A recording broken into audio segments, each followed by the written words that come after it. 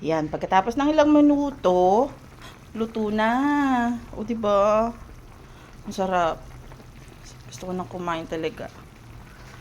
Bango ng amoy. Tsaka hindi masyadong maalat. Ayoko kasi na masyadong maalat sa pagkain, tsaka masyadong matamis. Ang sakit kasi sa lalamunan pagka masyadong maalat at tsaka masyadong matamis ang pagkain. Tsaka hindi rin maganda sa katawan yun.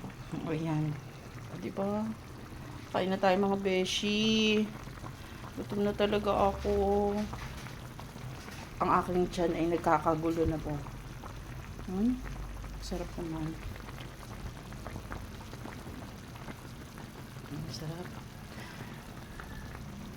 Masarap siya talaga. Natikman ko kasi yun sa bawel. Pag ganito kakainin mo, pakulo-pakulo lang, napaka-healthy. Oh. Tapos fresh na isda, may gulay, may mga meatballs. Okay na yan. Sarap. Thank you mga beshi for watching.